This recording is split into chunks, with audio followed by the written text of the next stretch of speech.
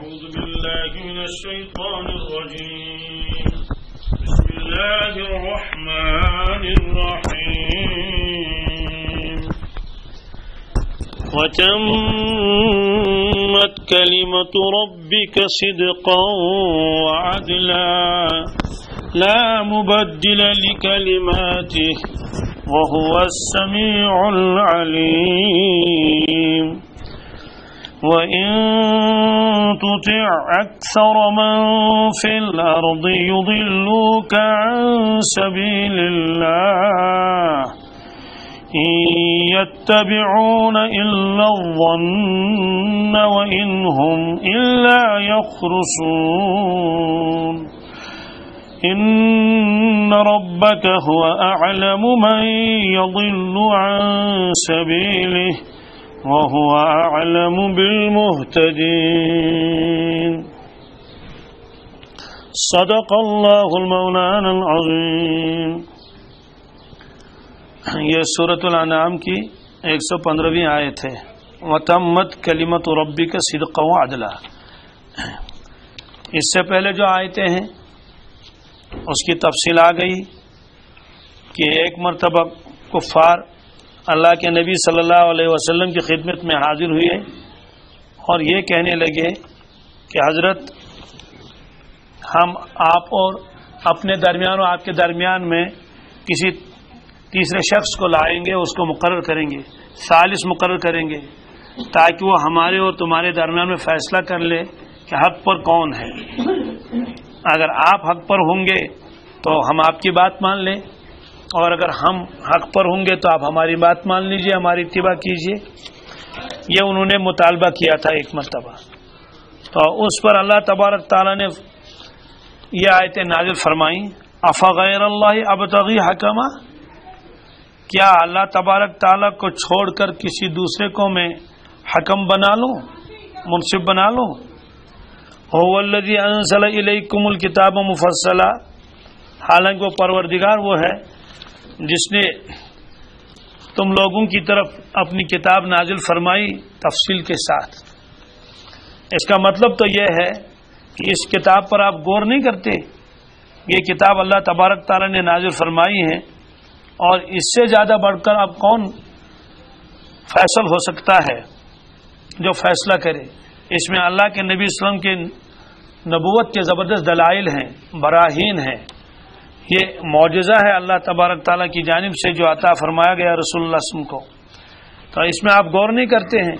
ہمیں ثالث لانے کی کیا ضرورت ہے؟ اس قرآن پاک نے خود بتایا کہ رسول اللہ صلی اللہ علیہ وسلم اللہ کے سچے نبی ہیں، اور جو وہ فرماتے وہ سب حق ہے، اور تم لوگ باطل پر ہو، تمہارا دین کچھ بھی نہیں ہے، بس کچھ جو ہے وہ خیالات ہیں، رسومات ہیں، آبا و اجداد کی اندھی تقلید ہے جس پر کوئی دلیل نہیں ہے، کوئی ثبوت آپ کے پاس نہیں ہے، کوئی علم آپ کے پاس نہیں ہے.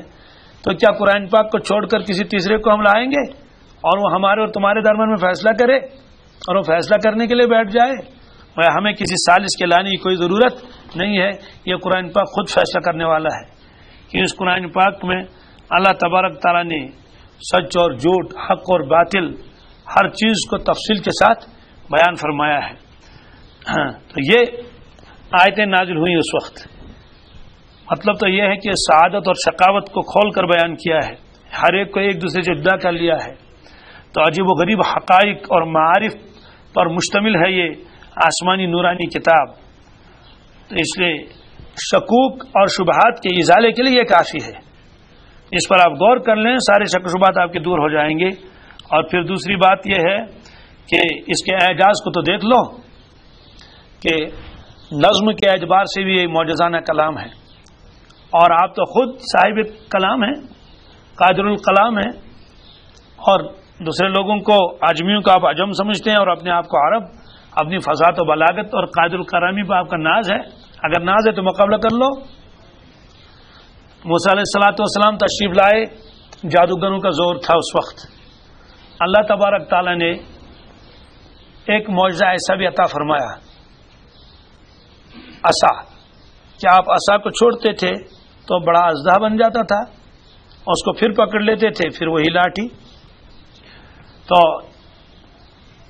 فرعون یہ سمجھا کہ یہ بھی شاید کوئی جادوگر ہے نعوذ باللہ من ذالک، کیونکہ یہ بھی تو جادو کے قبیل سے لگتا ہے، اس لیے انہوں نے جادوگروں کو جمع کیا کہ آ جاؤ تم مقابلہ کرو. ہزاروں جادوگر آئے، ایک میدان میں جمع ہو گئے، لوگ بھی آ گئے تماشا دیکھنے کے لیے، دیکھتے ہیں آج کیا ہوتا ہے. اور قرآن پاک نے فرمایا انہوں نے لاٹیاں اور رسیاں میدان میں ڈال دی، اور لوگوں نے دیکھا کہ وہ سانپ چل رہے ہیں اور اژدہے بن رہے ہیں، تو لوگ گھبرا گئے، پیچھے پیچھے ہٹنے لگے. موسیٰ علیہ الصلوۃ والسلام نے اللہ تبارک تعالیٰ کے حکم سے اپنا عصا چھوڑ دیا، اور اتنا بڑا اژدہا بن گیا کہ اس نے سبوں کو نگل لیا. اور وہ رسیاں کہاں گئی اور وہ لاٹیاں کہاں گئی، سب غائب. تو جب جادوگروں نے دیکھ لیا کہ ہمارا جادو تو سب ختم ہو گیا، اور سمجھ گئے یہ جو آج سامنے ہے یہ جادو نہیں، یہ تو معجزہ ہے، وہ القی السحرۃ ساجدین قالوا آمنا برب العالمین، سب سجدے میں گر پڑے کہ یہ جادو نہیں، یہ تو معجزہ ہے. تو اس وقت اسی کا زور تھا تو وہی دے دیا گیا. عیسیٰ علیہ الصلوۃ والسلام کے زمانے میں حکیم تھے، طبیب تھے، مطب چلاتے تھے، علاج کرتے تھے. بڑے بڑے زمانے کے اس زمانے میں ڈاکٹر تھے، بڑی بڑی بیماریوں کا علاج کرتے تھے. لیکن جو نابینا ہو، مادرزاد اندھا ہو، پیدا ہی وہ ہوا ہو اندھا، اس کا ان کے پاس علاج نہیں تھا. ایسے بہت ساری بیماریاں ایسی تھی ان کے اعتبار سے وہ لاعلاج تھیں. تو عیسیٰ علیہ الصلوۃ والسلام تشریف لائے اور اندھوں کو ٹھیک کرتے تھے بغیر آپریشن کے، تھیٹر ویٹر کچھ بھی نہیں.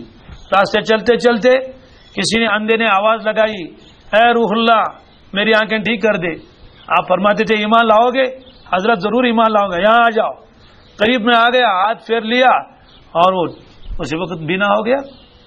معذور آدمی ان کے پاس لائے جاتے تھے چارپائیوں پر، حضرت کچھ دم فرماتے تھے وہ فوراً ٹھیک ہو جاتے تھے.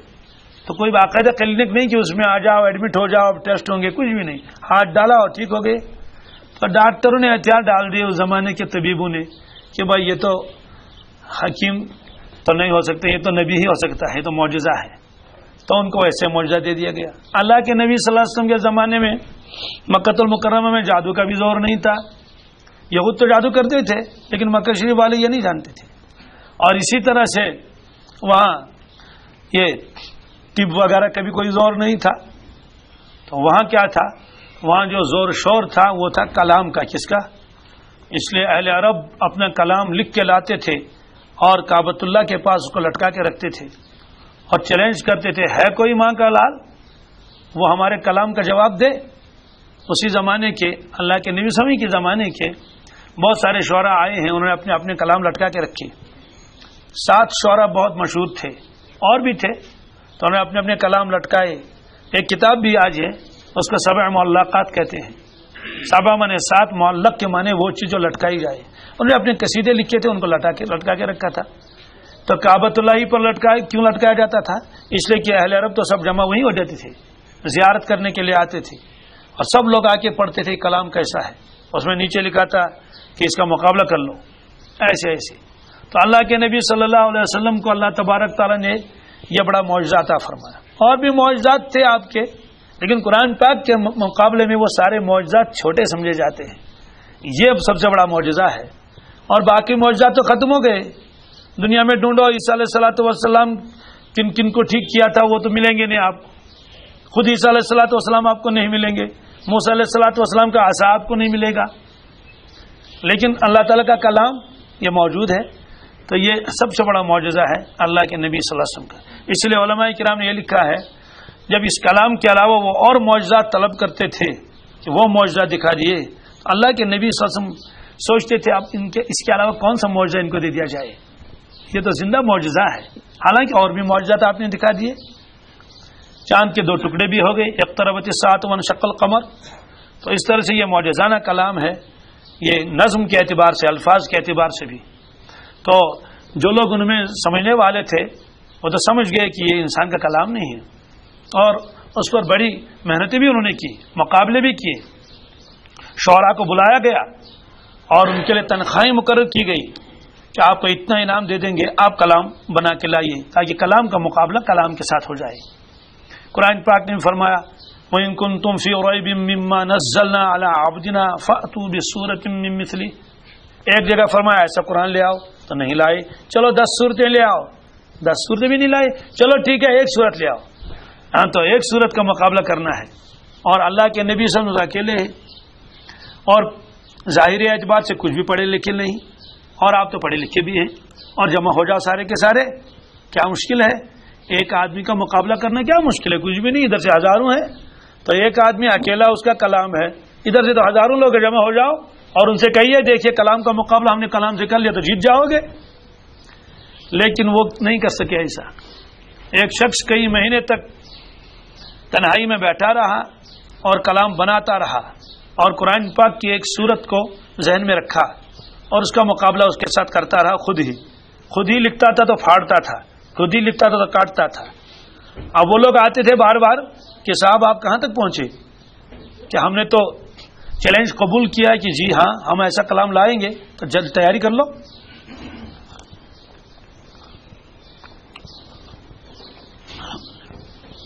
تین ماہ کے بعد وہ نکلا اپنے حجرے سے, تو اب لوگ سب جمع ہو گئے, کھڑے خوش ہو گئے کہ آج تو کچھ نہ کچھ کلام لایا ہوگا انہوں نے. سب کو جمع کرنے کے لیے کہنے کے بعد انہوں نے کہا کہ ہاں میں آج کلام لے کر آیا ہوں, سنو. میں نے کہا سنا لیجئے, پہلے ہم کو سنا لیجئے تاکہ ہم پھر ان کے پاس لے جائیں گے آپ کو تو مقابلہ کریں گے. انہوں نے کہا انا اعطیناک الکوثر. انہوں نے کہا کہ یہ تو محمد صلی اللہ علیہ وسلم کلام سناتے ہیں, آپ اس کے مقابلے میں سناؤ نا. انہوں نے کہا ابھی تو سن لو, جلدی کیوں مچاتے ہو. انا اعطیناک الکوثر فصل لربک وانحر ان شانئک هو الابتر. انہوں نے کہا یہ تو ہے ہی.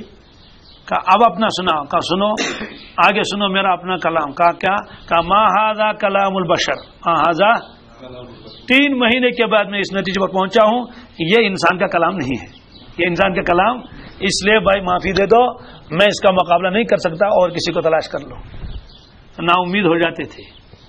اس لیے اللہ تعالیٰ نے فرمایا کہ اس قرآن پاک میں تم غور نہیں کرتے ہو. افلا یتدبرون القرآن ام علی قلوب اقفالها. وہ قرآن پاک میں تدبر نہیں کرتے, غور نہیں کرتے, یا ان کے دلوں پر تالے لگے ہوئے ہیں. تو تالے ہی تو لگے ہوئے تھے, ورنہ اس قرآن پاک سے کون متاثر نہیں ہوا. قرآن پاک کی شان تو بہت اونچی ہے. اللہ کے نبی صلی اللہ علیہ وسلم کے کلام سے بھی لوگ متاثر ہوتے تھے. ایک مرتبہ ایک شخص کو وہ لائے اہل عرب, اس کا نام تھا حضرت زمادی ازدی رضی اللہ تعالیٰ عنہ. وہ مسلمان نہیں ہوئے تھے, جھاڑ پھونک کا کام کرتے تھے. اس کو پکڑ کے لائے. انہوں نے کہا کہ بھائی ہمارے وہاں ایک جوان ہے, اس کے اوپر شاید کوئی اثر آ چکا ہے, کوئی جن بھوت کا, آپ ذرا اس کو جھاڑ لیں, وہ ٹھیک ہو جائے گا. انہوں نے کہا کیوں, کیا بات ہے؟ کہتے ہیں وہ کلام جو کرتا ہے ہماری سمجھ میں نہیں آتا ہے, بہکی بہکی باتیں کہتا ہے. کبھی کہتا ہے کہ مرنے کے بعد دوبارہ زندہ ہونا ہے, کبھی جنت اور جہنم والی بات کر دیتا ہے, کبھی کہہ دیتا ہے مجھے فرشتے نظر آتے ہیں. تو ذرا اس کو آپ دم کر لیجئے, بہت حسین جوان ہے, شریف مزاج, نیک ہے, لیکن کیا کریں گے کسی کی نظر لگ گئی. آپ ان کے پاس آئیے. تو لے آئے ان کو. اللہ کے نبی صلی اللہ علیہ وسلم کو بھی وہ بلا کر لائے. حضرت نے فرمایا ٹھیک ہے, کیا کرنا ہے؟ کہا ہم نے لایا اس کو, یہ آپ کے اوپر دم کر لے گا, آپ ٹھیک ہو جائیں گے, ہم آپ کی خیر خواہی چاہتے ہیں. آپ نے فرمایا بہت اچھا. تو وہ زمادی ازدی آئے سامنے, تو اور انہوں نے یہ بھی کہا تھا کہ وہ ایسا کلام کرتے ہیں کہ اس سے لوگ متاثر ہو جاتے ہیں. تو وہ اللہ کے نبی صلی اللہ علیہ وسلم ہم کلام ہوا, کہنے لگے کہ میں نے سنا آپ بھی کچھ کلام سناتے ہیں. انہوں نے کہا ہاں میں بھی سناتا ہوں. انہوں نے کہا میں بھی منتر جانتا ہوں. تو پھر کہنے لگے اے محمد صلی اللہ علیہ وسلم آپ پہلے اپنا منتر سنائیں گے یا میں پہلے اپنا منتر سناؤں؟ حضرت نے فرمایا آپ اپنا منتر اپنے پاس رکھیں, ہمیں آپ کے منتر کی سننے کی کوئی ضرورت نہیں ہے, آپ ہماری بات سن لو. انہوں نے کہا ٹھیک ہے سنا لیجیے. اللہ کے نبی نے جو کلام شروع کیا, اللہ اکبر, وہی جو خطبہ پڑھا جاتا ہے, الحمدللہ نحمدہ ونستعینہ ونستغفرہ ونؤمن بہ ونتوکل علیہ, وہ خطبہ آپ نے سنایا. اس کے بعد اما بعد کے معنی اس کے بعد سنو. اب آپ کچھ اور فرمائیں گے, قرآن پاک کی کوئی آیت سنائیں گے, کوئی سورت سنائیں گے. وہ شخص اتنا متاثر ہوا, اس نے کہا حضرت اس کے بعد مجھے سننے کی کوئی ضرورت نہیں ہے, اس کلام کا پھر دہرائیے, میں یہی سننا چاہتا ہوں. آپ نے پھر اس کو دوبارہ پڑھ لیا. وہ اتنا متاثر ہوا, اس کی آنکھوں سے آنسو آئے. اس نے کہا پھر اسی کو آپ دہرا لیں, اس کو ریپیٹ کر لیں آپ. تو آپ نے تیسری مرتبہ اسی خطبے کو دہرایا. اس نے کہا حضرت مجھے آگے سننے کی کوئی ضرورت نہیں ہے, میں آپ کو نبی مانتا ہوں. میں آپ کے کلام میں ایسی چاشنی ہے, وہ ایسی نورانیت ہے کہ اس کلام نے مجھے متاثر کر دیا. تو اس طرح سے اللہ کے نبی صلی اللہ علیہ وسلم کے کلام میں تو اتنا اثر ہے، تو اللہ کے کلام میں کتنا اثر ہوگا.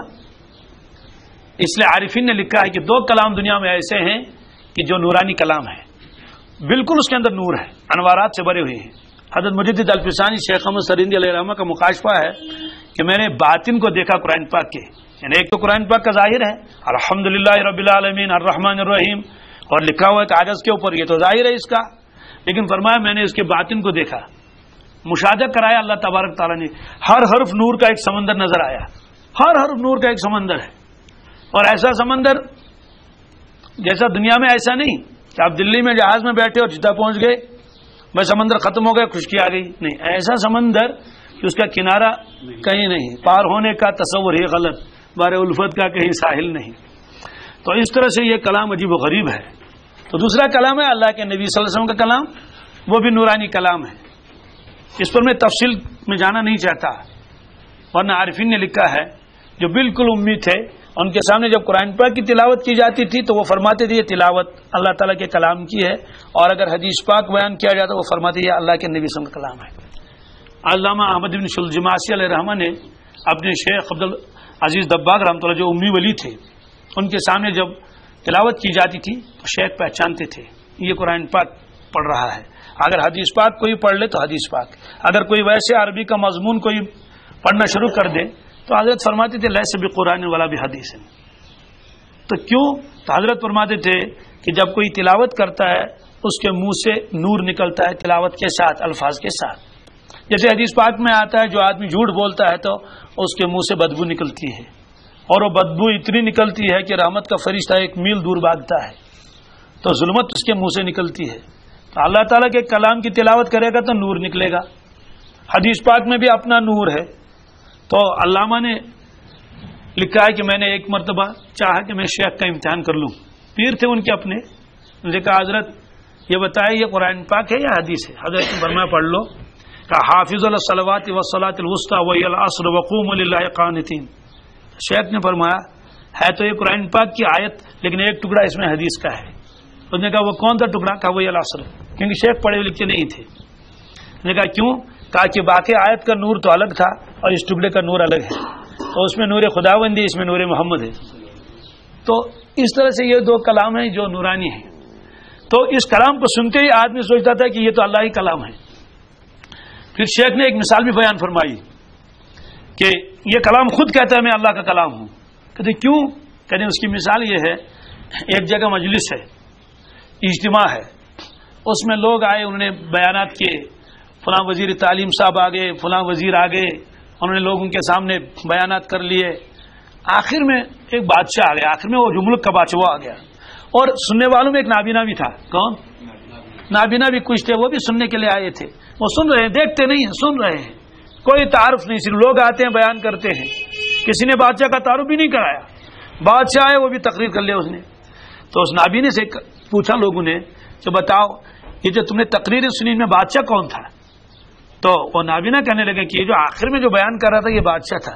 کہ تمہیں کیسے پتا چلا؟ آپ نے تو دیکھا نہیں اس کو. کہ اس کا کلام خود بتا رہا تھا کہ یہ بادشاہ کا کلام ہے.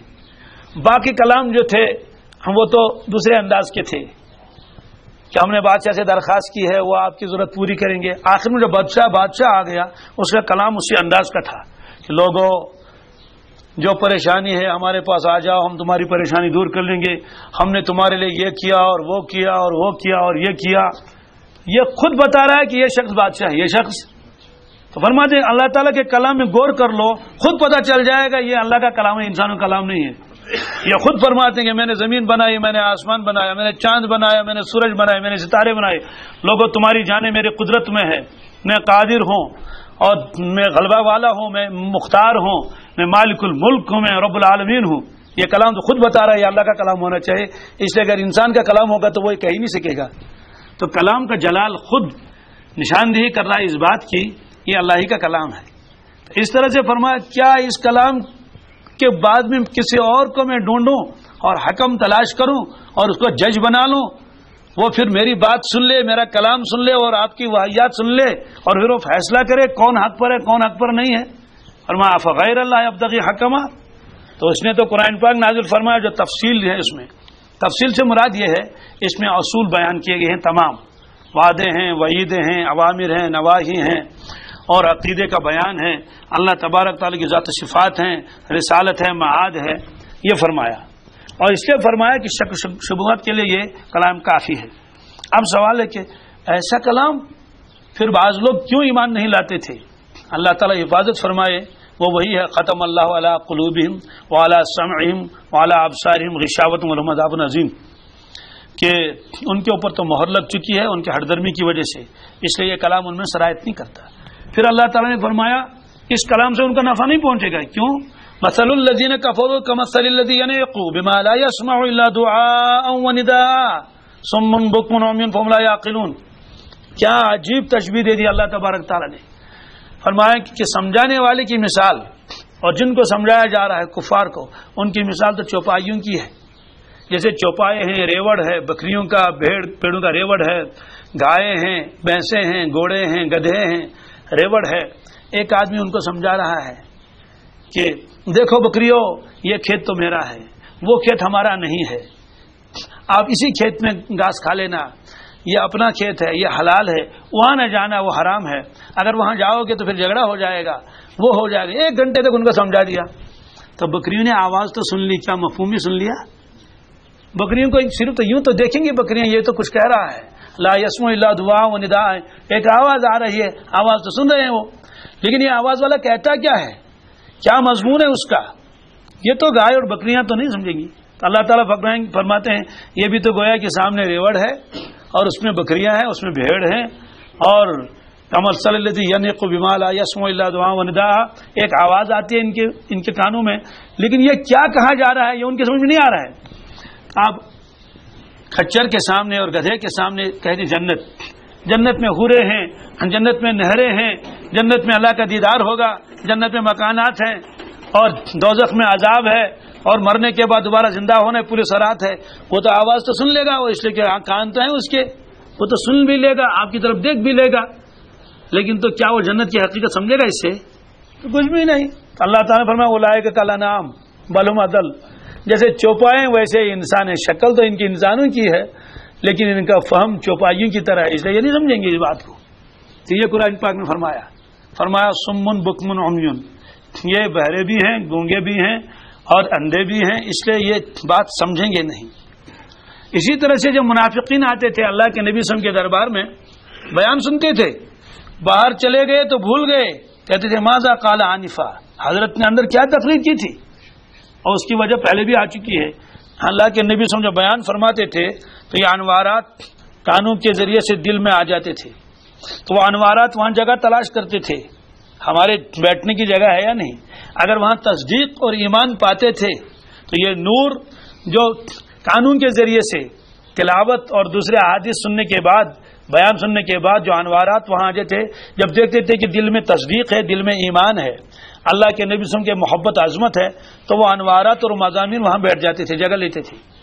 اور جب دیکھیں گے یہاں تکذیب ہے، دل کے اندر تصدیق نہیں ہے، ایمان نہیں ہے، ظلمت ہی ظلمت ہے، تو وہ جو انوارات اندر داخل ہو جاتی تھی وہ واپس چپکے سے واپس نکلتے تھے۔ ظاہر سی بات ہے جب آدمی غیر جگہ پہنچے گا تو نکلے گا نہیں وہاں سے، اندر تو داخل نہیں ہوگا۔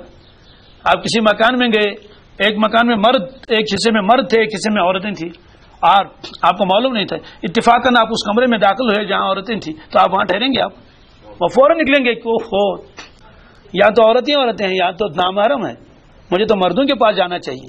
ہاں اگر آپ وہاں مرد ہیں آپ جا کے وہاں بیٹھیں گے۔ تو اس طرح سے جب کلام جب آتا ہے قلوب کے اندر، اگر قلوب میں اس چیز کی تصدیق ہے اور صاحب کلام کی عظمت ہے اور محبت ہے اور عقیدت ہے تو ان کے انوارات جو آ کے وہاں جگہ لے لیتے ہیں، اور اگر نہیں ہے تو واپس چلے جاتے ہیں۔ تو اس طرح سے فرمایا اس کلام پر یہ غور نہیں کرتے ہیں، یہ کلام تو معجزانہ ہے، نظم کے اعتبار سے بھی اور معنوی اعتبار سے بھی۔ تو یہ فرمایا، پھر اللہ تبارک تعالیٰ نے فرمایا اس کی ایک دلیل اور بھی ہے، یہ ان کو سمجھایا جا رہا ہے۔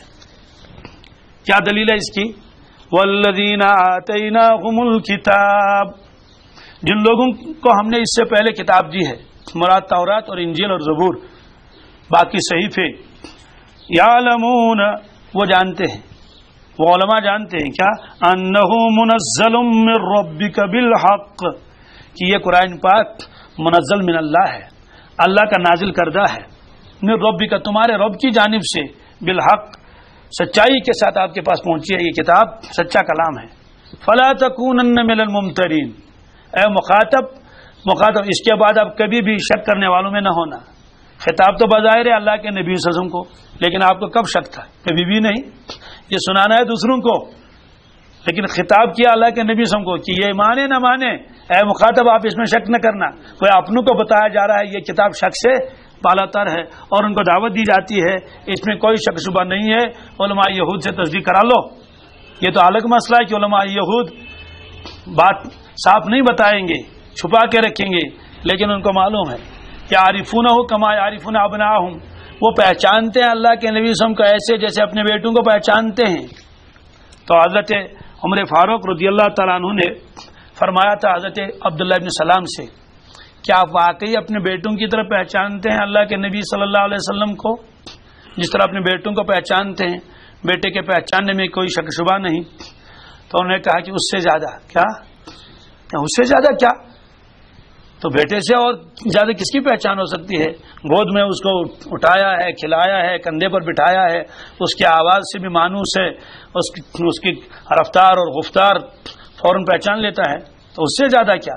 تو اس سے زیادہ یہ اپنے بیٹوں کے بارے میں تو شیطان شک شبہ میں ڈال سکتا ہے کہ پتہ نہیں تیرا ہے یا نہیں ہے، لیکن اللہ کے نبی کے نبی ہونے میں شیطان اتنا بھی وسوسہ ہم کو نہیں ڈال سکتا۔ بالکل واضح ہے کہ یہ وہی اللہ کے نبی ہیں۔ تو اس پر حضرت عمر فاروق نے فرمایا رضی اللہ تعالیٰ نے، اسی لیے تو اللہ نے تم کو نوازا ہے کہ باقی یہود تو ہر درمی کی وجہ سے اسلام قبول نہیں کیا، اور آپ نے اور آپ کی جماعت نے اسلام قبول کر لیا۔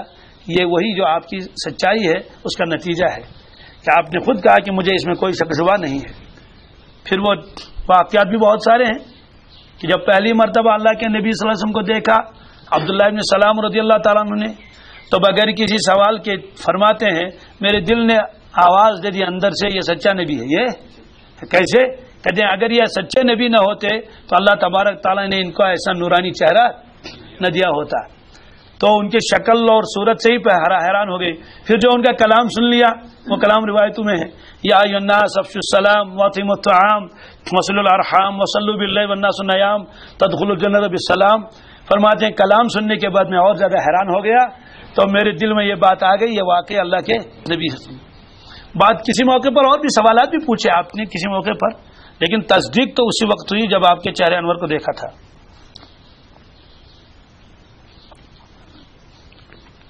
تو آگے اللہ تعالیٰ فرماتے ہیں وَتَمَّتْ كَلِمَةُ رَبِّكَ صِدْقًا وَعَدْلًا، تیرے رب کی بات، تیرے رب کا کلام مکمل ہو چکا ہے، صدقاً وعدلاً، دو اعتبار سے، ایک صدق کے اعتبار سے اور ایک عدل کے اعتبار سے۔ کیا مطلب ہے؟ مطلب یہ آپ کا یہ جو اللہ کا کلام ہے قرآن پاک، یہاں کلمت ربک سے مراد ہے اللہ تعالیٰ کا کلام، یہ مکمل ہے، اس میں کسی قسم کی کوئی کمی نہیں ہے۔ کوئی آدمی غلطی نکالنا چاہتا ہے نکال نہیں سکتا، کچھ بھی نہیں کر سکتا، صدق اور عدل کے اعتبار سے۔ صدق سے مراد یہ ہے جو کچھ اس میں ہے وہ سب سچ ہے، سب سچ ہے جو کچھ اس میں ہے۔ اس میں کیا ہے؟ اس میں قصص ہے، اس میں اخبار ہیں۔ اخبار سے مراد یہ ہے اس میں پرانے لوگوں کے واقعات ہیں، ایسے واقعات ہیں کوئی ان کو غلط ثابت نہیں کر سکتا کہ صاحب یہ بات تو نہیں ہے، جو فرمایا سب سچا ہے، صدق ہے وہ یہ۔ تو اسی طرح سے جو پیشن گوئیاں اللہ تعالیٰ نے بیان فرمائی وہ بھی پوری ہو گئی، ان کو بھی کوئی جھٹلا نہیں سکتا۔ حالات اس وقت ایسے تھے کہ بظاہر تو لگتا تھا یہ پیشن گوئی کیسے برابر ہو جائے گی۔ مثلا اللہ کے نبی صلی اللہ علیہ وسلم نے خواب دیکھا کہ احرام باندھے ہوئے ہیں اور مسجد حرام میں داخل ہو گئے، لیکن حالات ایسے نہیں تھے۔ تو قرآن پاک میں آیت نازل ہوگی لَتَدْخُلُنَّ الْمَسْجِدَ الْحَرَامَ إِنْ شَاءَ اللَّهُ آمِنِينَ، آپ ضرور اور ضرور بیت اللہ شریف تشریف لے جائیں گے، مسجد حرام میں داخل ہو جائیں گے آمین امن کے ساتھ۔ حالانکہ حالات تو ایسے نہیں تھے، تو یہ پیشن گوئی پوری ہو گئی۔ ایسے روم اور ایران آپس میں لڑتے تھے، ایران کا پرانا نام فارس، یہ جنگیں کرتے تھے، ان کی جنگوں کا تذکرہ قرآن پاک میں بھی ہے سورہ روم میں۔ تو ایرانی غالب آ گئے، رومی مغلوب ہو گئے، اتنے مغلوب ہو گئے کہ لگتا ہے کہ اب یہ اٹھنے والے نہیں ہیں۔ بس سبوں نے کہہ دیا کہ بس اب تو ختم ہو گئے، روم تو ختم ہو گیا، اب کچھ نہیں کر سکتے. اس موقع پر قرآن پاک نے پیشن گوئی فرمائی الف لام میم غلبت الروم الف لام میم غلبت الروم فی ادنی الارض وهم من بعد غلبهم سيغلبون. قرآن پاک نے فرمایا کہ یہ تو مغلوب ہو گئے لیکن فوراً چند سالوں میں پھر غالب آ جائیں گے. تو بظاہر تو یہ ناممکن ہے، اس لیے ان کی حالت تو ایسی بنا دی ہے ایرانیوں نے، طوفان مچایا ہے. اب یہ پیشن گوئی اللہ تعالیٰ نے فرمایا کہ اب یہ سچ ہو سکتا نہیں ہو سکتا. چند سال ہو گئے تو پھر رومی غالب آئے گی. کن کے اوپر؟ ایرانیوں کے اوپر. تو یہ پیشن گوئی ہے. تو جو پیشن گوئی اللہ تعالیٰ نے فرمایا سب سچی، اور جو خبریں بتا دی قرآن پاک نے سب سچی. اس لیے فرمایا یہ اللہ کا کلام مکمل ہو چکا ہے صدق کے اعتبار سے، جو کچھ اس میں اب سب سچ ہے. تو جب وہ واقعات بھی سچے، پیشن گوئی بھی سچے، تو جو اس میں بیان ہے وہ بھی سچا. اس میں جنت کا بیان ہے، دوزخ کا بیان ہے، کل صراط کا بیان ہے، میدان محشر کا بیان ہے، نامہ اعمال کا بیان ہے، اعمال کے تلنے کا بیان ہے، زندہ ہونے کا بیان ہے. یہ سب ہے، یہ سب سچا ہے. اس لیے اس میں کسی قسم کی شک شبہ کی کوئی گنجائش نہیں ہے. تو یہ ایک فرمایا کہ وتمت کلمۃ ربک صدقا وعدلا، عدل کے اعتبار سے بھی یہ کلام مکمل ہے. اب عدل کے کیا معنی آتے ہیں؟ عدل کے دو معنی ہیں. عدل کے کیا؟ عدل کا ایک مطلب تو ہے انصاف. اس کا مطلب تو یہ ہے کہ قرآن پاک کی تعلیمات ایسی ہیں کسی پر ظلم نہیں، کسی پر ہر حق والے کو حق دے رہا ہے. عورتوں کو بھی حق دے رہا ہے، ماں کا بھی حصہ ہے، بہن کا بھی حصہ ہے، بیوی کا بھی حصہ ہے، بیٹی کا بھی حصہ ہے. چھوٹوں کے حقوق ہیں، بڑوں کے حقوق ہیں. بالکل عدل والی کتاب ہے یہ ہے. تو اس میں کسی پر ظلم نہیں ہے، کسی کی حق تلفی اس میں نہیں ہے. اللہ کا کلام ہے، اس میں حق تلفی کیسے ہو سکتی ہے؟ ایسا نظام ہے اللہ، ایسا کلام ہے، ایسے قوانین ہیں، عقلیں حیران ہو جاتی ہیں. دوسری بات یہ ہے عدل کا دوسرا مطلب اعتدال. کیا؟ کہ قرآن پاک کے احکامات، اوامر و نواہی سب اعتدال میں ہے، افراط اور تفرید سے خالی. اس میں افراط بھی نہیں، اس میں تفرید بھی نہیں. کیوں؟ یہود اس وقت جو ہے وہ تفرید میں مبتلا ہو گئے تھے اور نصارہ افراط میں مبتلا ہو گئے تھے. عقیدے کے اعتبار سے بھی یہ دونوں افراط میں مبتلا تھے اور اعمال کے اعتبار سے بھی. یہود تو بس چھڑانا چاہتے تھے پیچھا، کہ شریعت کا پیچھا چھوڑ دے کسی طرح سے، بس آزاد طبیعت بن جائیں.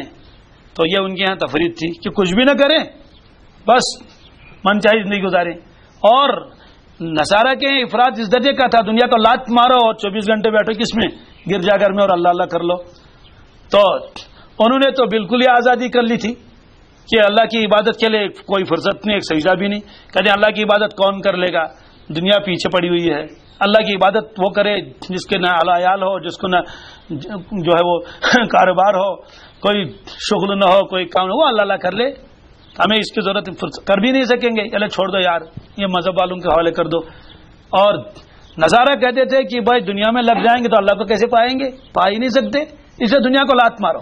تو یہود نے تو دین کو لات ماری اور دنیا کے پجاری بن گئے اور بس لگے اسی میں. اور نصارہ اور راہب جو تھے انہوں نے دنیا کو لات ماری، انہیں کہا پر گرجا گھر میں بیٹھیں گے. فرماتے یہ تو افراط و تفریط ہے. عقائد کے اعتبار سے افراط و تفریط، اعمال کے اعتبار سے افراط و تفریط. فرمایا یہ کتاب ہے صدقاً وعدلاً، یہ اعتدال ہے. یہ کہتی ہے کہ مذہب کے بغیر تمہیں چارہ نہیں ہے، مذہب کے بغیر تمہیں چارہ نہیں ہے، اس لیے کہ کامیابی اسی میں منحصر ہے. اور کھائے پیے بغیر بھی چارہ نہیں ہے، اس لیے کھا لو پی لو، شادی کر لو، نکاح کر لو، سب کر لو. اسی لیے آپ نے فرمایا لا رہبانیت فی الاسلام، اسلام میں رہبانیت نہیں ہے کہ گھر بار چھوڑ کے کہیں چلے جاؤ جنگل میں.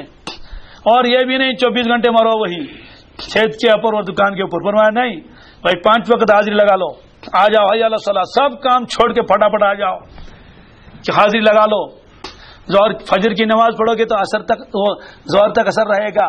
ظہر کی نماز پڑھو گے تو اثر تک اثر رہے گا، اور اثر کی نماز کا اثر مغرب تک، مغرب کا عشاء تک رہے گا. جیسے ایک ڈاکٹر ہے وہ کہتا ہے کہ بھائی یہ 5 ٹیبلٹ کھا لو فلاں فلاں ٹائم پر. تو کوئی آدمی ایک ساتھ اٹھا کے کھا لے 5 کے 5 تو نقصان ہو جائے گا.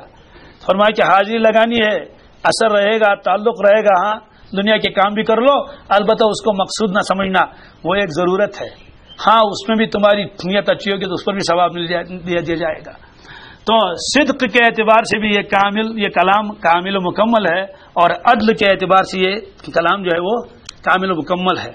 تو نہ تو ایسے احکامات دیے جو اٹھا نہ سکیں، فرمایا نہیں، لا یکلف اللہ نفسا الا وسعہا، ہر شخص کو ہم اتنا ہی بوجھ ڈالیں گے جتنا وہ بوجھ اٹھا سکے. اور یہ بھی نہیں کہ ہر چیز حرام، کچھ بھی مت کھا لو. یہ بھی نہیں ہے کہ جو مرضی ہے وہ کھا لو یہود کی طرح کہ کتے بھی کھا لو، خنزیر بھی کھا لو، سب کچھ کھا لو. اور نصارہ کی طرف کچھ بھی مت کھا لو. دنیا میں بہت سارے مذاہب ایسے ہیں، بہت سارے لوگ ایسے ہیں وہ کہتے ہیں کہ بھائی یہ تو جیو ہتھیا ہے، کچھ بھی مت کھا لو، ارے بس سبزی کھا لو اور کچھ مت کھا لو. وہ بھی اس سے بھی پرہیز، اس سے بھی پرہیز. کچھ تو کہتے ہیں بھائی چوہے لاؤ ان کو بھی کھاؤ اور کتے لاؤ ان کو بھی کھاؤ. شریعت نے کہا ہمارا مذہب اعتدال کا ہے. ہمارا مذہب تم گوشت کھا لو، عیش کر لو، لیکن فلاں فلاں جانور کا نہ کھانا. تو ہر چیز کی اجازت دے دی ہر اعتبار سے. اس کا اندازہ ہم کو نہیں لگے گا، اس کا اندازہ تب لگتا ہے جب تقابل ادیان ہو، جب دنیا کے ادیان جو دوسرے مذاہب ہیں وہ سامنے ہوں، پھر ان کا عقیدہ، ان کے اعمال، ان کے سب چیزیں ایک طرف ہو، پھر درمیان میں آپ اسلام کو لائے. اللہ اکبر. دیکھیں نہ اس میں افراط ہے نہ اس میں تفریط ہے. اعتدال والا مذہب ہے. اور وَكَذَلِكَ جَعَلْنَاكُمْ أُمَّةً وَسَطًا، درمیانہ درجے کی امت ہے ہر اعتبار سے. خالق کی عبادت کا بھی اس میں جو ہے وہ لحاظ رکھا گیا اور مخلوق کے ساتھ ہمدردی کا بھی اس میں لحاظ رکھا گیا. یہ نہیں کہ بس خالق کو چھوڑ کر مخلوق کے پیچھے پڑ لو، یا یہ کہ مخلوق کو لات مارو اور خالق کو تلاش کرنے کے نکلو. اس لیے فرمایا کہ وَتَمَّتْ كَلِمَةُ رَبِّكَ صِدْقًا وَعَدْلًا، اور مکمل ہو چکا تیرے رب کا کلام صدق کے اعتبار سے، سچائی کے اعتبار سے اور اعتدال کے اعتبار سے. پھر دوسری بات یہ ہے کیا، قرآن پاک میں تو قوانین بھی ہے نا، عقل حیران ہو جاتی ہے. کیسے؟ دنیا والے بھی تو قوانین بناتے ہیں نا، اسمبلیاں اور پارلیمنٹ. 5 سال کے بعد پھر ترمیم، 4 سال کے بعد پھر ترمیم. اب یہ حکم ہم نے اس وقت دے دیا تھا، اس وقت یہی مسئلتیں تھی، اس وقت ایک بینچ بیٹھا ہوا تھا، اس میں بڑے بڑے سکالر بیٹھے ہوئے تھے، لیکن 5 سال کے بعد حالات تبدیل ہو گئے تو اب ہم اس میں ترمیم کرنا چاہتے ہیں. ٹھیک ہے ترمیم کر لو. 5 سال کے بعد پھر ترمیم، 6 سال کے بعد پھر ترمیم، اور دوسرے دفعات اس میں جوڑ دیے جاتے ہیں، کچھ کم کر دیے جاتے ہیں، کچھ کیا کیا کر دیا جاتا ہے. سلسلہ چل رہا ہے، سلسلہ چل رہا ہے. کس کا؟ اس میں ترمیم کا سلسلہ چل رہا ہے. اللہ تعالیٰ نے فرمایا وَتَمَّتْ كَلِمَةُ رَبِّكَ صِدْقًا وَعَدْلًا، یہ اللہ کا کلام ہے قیامت تک کے لیے، سچا کلام بھی ہے اور اعتدال کے ساتھ ہے. اس میں ترمیم کرنے کی کوئی ضرورت نہیں ہے، اور موقع بھی نہیں آئے گا کسی کو ترمیم کرنے کا، ضرورت بھی نہیں آئے گی. عقل حیران ہو جاتی ہے. 1500 سال ہو گئے تو 1500 سال تک دیکھو دنیا میں کیا کیا نہ بدلا. حکومتیں بدلی، تہذیب بدل گئے، تمدن بدل گئے، احکامات بدل گئے، رولز بدل گئے، لیکن یہ قرآن پاک اللہ اکبر آفاقی کلام ہے. یہ کہتے ہیں 1500 کا 1.5 لاکھ سال بھی گزر جائیں گے تب بھی احکامات ہی رہیں گے. اور پھر کوئی یہ نہیں کہے گا جناب یہ تو مشکل حکم لگتا ہے، یہ تو الٹا حکم لگتا ہے، یہ تو غلط حکم لگتا ہے. بالکل نہیں. جس زمانے میں لوگ آتے ہیں کہتے ہیں ہاں واقعی قرآن پاک کا حکم جو یہ اعتدال پر ہے، تو یہ دلیل ہے اس بات کی یہ انسان کا کلام نہیں ہے. انسان کا کلام ہوتا 100 برس تک چلتا، 200 برس تک چلتا، 300 برس تک چلتا، آخر کب تک چلے گا؟ اور ترمیم ہو جاتی، لوگ کہتے ہیں کہ بھئی یہ تو چلے گا نہیں اب، لیکن یہ ایسا کلام ہے یہ مکمل ہو چکا ہے. تو سچائی کے اعتبار سے بھی یہ کلام مکمل ہو چکا ہے، اور اعتدال کے اعتبار سے اور عدل کے اعتبار سے بھی یہ کلام مکمل ہو چکا ہے. یہ فرمایا وَتَمَّتْ كَلِمَةُ رَبِّكَ صِدْقًا وَعَدْلًا. آگے فرمایا لا مبدل لکلماتہ وهو السمیع العلیم. یہ ٹکڑا تو بہت عجیب ہے. لا مبدل لکلماتہ، اللہ تعالیٰ کی اس کلام کا کوئی بدلنے والا نہیں. کوئی بدلنے والا ہے؟ کسی کی ہمت نہیں، کسی کی مجال نہیں. جو بدلنے کی کوشش کرے گا ختم ہو جائے گا، رسوا ہو جائے گا. اس کو کوئی نہیں بدل سکتا. گویا کہ اس میں اس بات کا اعلان ہے کہ اس کلام کو دنیا والے بدلنا چاہیں تب بھی نہیں بدلیں گے، گویا یہ حفاظت میں رہے گا. اور یہ مضمون دوسری جگہ بھی ہے انا نحن نزلنا الذکر وانا لہ لحافظون. اللہ رب العزت فرماتے ہیں بے شک اور یقیناً ہم نے اس ذکر کو نازل فرمایا، اس قرآن پاک کو ہم اس کی خود حفاظت فرمائیں گے. اردو میں اتنی جان ہی نہیں ہے جو اس آیت کا ترجمہ کرے. دنیا کی کوئی زبان ترجمہ نہیں کر سکتی. دیکھیے انا کیا اس کا مطلب ہے بے شک اور یقیناً بلا شک صبح ہم ہی نے، نحن ہم ہی نے یعنی ہم. تو کتنی مرتبہ ترجمہ کریں گے؟ بے شک ہم نے یعنی ہم ہی نے، ہم کر ہی نہیں سکیں گے. نزلنا اس میں پھر آیا ہم نے نازل کیا، انا نحن نزلنا ذکر، وہ انا اور بے شک یقیناً سچ مچ ہم ہی لہو اس قرآن پاک کی البتہ یقیناً حافظون حفاظت کرنے والے ہیں. تو اردو میں کیسے ترجمہ کریں گے؟ ہوگا ہی نہیں. اور تمہیں بہت زور لگا کر یہ ترجمہ کریں گے ہم نے یقیناً اس قرآن پاک کو نازل کیا، بے شک ہم اس قرآن پاک کی خود ہی حفاظت کریں گے. اس کے علاوہ اردو میں تو گنجائش نہیں ہے. جو ان الفاظ میں اللہ تعالی نے زوردار بیان فرمایا ہے، ایسا جلالی وہ انداز ہے کہ گویا کہ یہ وہ بے پرواہی کے ساتھ، کیا یہ ہم نے نازل خود فرمایا کلام، ہم اس کی خود عبادت کریں گے، کوئی کرے نہ کرے، کوئی کرے اس کو کوئی بدل نہیں سکتا. اور باقی جو کتابیں تھیں آسمانی کتابیں، ان کی حفاظت کی ذمہ داری تو عوام کے اوپر تھی. بِمَسْتُحْفِظُ مِنْ کتاب اللہ وَكَانُوا عَلَيْهِ شُهَدَاءَ. یہود کو بتائیے کتابیں حفاظت کرو، نصارہ کو بتائیے کتابیں حفاظت کر لو، لیکن وہ تو نہیں کر پائے. کسی حد تک تو کر پائے، پھر آخر میں تو بہرحال باطل ہی غالب آ گیا اور حق کو دبا کے رکھ دیا، یہاں تک کہ اللہ تعالیٰ کا کلام بھی صحیح نہیں رہا. تو یہ وہ کلام ہے. 1500 سال کے آس پاس گزر گئے، کہیں ایک آیت کا اضافہ اور کمی نہیں. بعض لوگوں نے بھی تو کوششیں بھی کی، سورہ ولایت سورت لکھ ڈالی، ایک سورہ ولایت، وہ بھی نہیں چلی. بعض لوگوں نے کچھ اور کیا، سارے لوگوں نے ہتھیار ڈال دیا آخر میں. اور بلکہ یہود نصارہ نے تو قرآن پاک بھی لکھ دی، جی نقلی قرآن پاک. اس سے پہلے شاید آپ کو وہ واقعہ یاد ہے، وہ ایک شخص جو آیا تھا، وہ مامون الرشید کے مجلس میں آتا تھا اور تقریریں کرتا تھا، زبردست تقریر دین کے اوپر، اور تھا خود یہودی. تو مامون الرشید نے ایک مرتبہ اسے فرمایا کہ ہم آپ کو اسلام کیا سمجھائیں، آپ تو خود اسلام جانتے ہیں، ایمان قبول کر لو. اس نے کہا استغفر اللہ نعوذ باللہ من ذالک، کہ اسلام قبول کر لو. اس نے کہا چلو ٹھیک ہے. اگلے سال آیا اور اسلام اظہار کیا کہ میں نے اسلام قبول کر لیا ہے. تو مامون الرشید نے بعد میں پوچھا آپ تو چڑھتے تھے اسلام کا نام سنتے ہی، تقریر تو کرتے تھے اسلام کے اوپر، کیا غرض تھی ان کی، لیکن آپ خود کہتے ہیں کہ میں نے اسلام قبول کر لیا ہے. کہا ہاں اس کی وجہ یہ ہے. کہا کیا؟ کہا میں یہ سمجھ رہا تھا جس طرح سے تورات بدل گئی ہے، انجیل بدل گئی ہے، قرآن پاک بھی بدلا ہوا ہے، یہ کہاں ہوگا اپنی اصل شکل میں. اس زمانے میں تو اللہ کے نبی سم تو بس لکھواتے تھے، کہیں رکھا ہوا تھا، ایک جگہ بھی نہیں تھا. پھر اس کے بعد میں نے ارادہ کر لیا میں پوری تحقیق کر لوں. تو میں نے انجیل لکھ دی اور عیسائیوں کے پاس گیا گرجا میں، اور بہت وہ خطاط تھا، بہترین لکھنے والا، انہوں نے قبول کر لیا اس کو اور مجھے کچھ ہدیہ بھی دے دیا.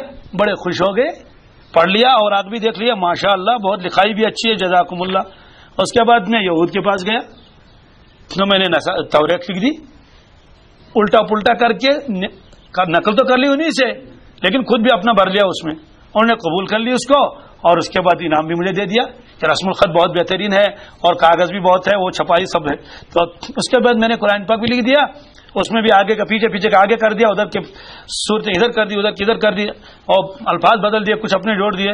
تو ایک مولانا کے پاس میں گیا، وہ مسجد میں تھا، تو میں نے اسے کہا میں ہدیہ میں لایا ہوں قرآن پاک. اس نے بڑا احترام کیا، جزاکم اللہ بہت بہترین لکھا ہوا ہے. تو بہت بہترین لکھا ہوا ہے، اس کے ساتھ ساتھ وہ پڑھنے بھی لگا کہ حافظ تھا نا، اس نے وہ پڑھنے لگا وَتَمَّتْ كَلِمَتُ رَبِّكَ صِدْقًا وَعَدْلًا. آگے دیکھا اور کچھ ہے، اور دوسری جگہ پھر پھیلا وہاں اور کچھ ہے. اس نے کہا کہ جناب یہ واپس لے لیجئے. یہ کیوں؟ کہا یہ تو اس میں الٹا ہے، یہ آیت اس کے بعد یہ آیت ہے، اس میں تو ہے ہی نہیں. یہ آیت کہاں سے لائی آپ نے؟ یہ تو ہے نہیں اس میں، یہ تو بالکل نہیں ہے. یہ والی تو فلاں سورت کی ہے، تو یہاں کہاں جوڑ دیا آپ نے؟ یہ تو سورہ بقرہ ہے، یہ تو سورہ نساء کی آیت آپ نے اس میں جوڑ دی ہے، بھائی یہ اور کسی کو دے دو. تو اس نے مجھے واپس کر دیا. پھر میں اور کے پاس گیا، ایک ملا کے پاس، اس نے بھی دیکھ لیا، پہلے تو تعریفیں کر لی، تو چند سورتیں پڑھنے کے بعد اس نے بھی واپس کر دیا. تو جس کے پاس میں گیا ہر ایک نے واپس کر دیا، کہنے یہ اصل قرآن نہیں ہے، یہ بدلا ہوا ہے، ہمیں منظور نہیں ہے. تو پھر میں نے جب جگہ جگہ گیا تو آخر میں سبوں نے مجھے واپس کر دیا، کسی کو دھوکہ نہیں لگا. میں سمجھا کہ یہ قرآن پاک اپنی اصلی شکل میں اس کو کوئی بدل نہیں سکتا، اس لیے میں نے اسلام قبول کر لیا.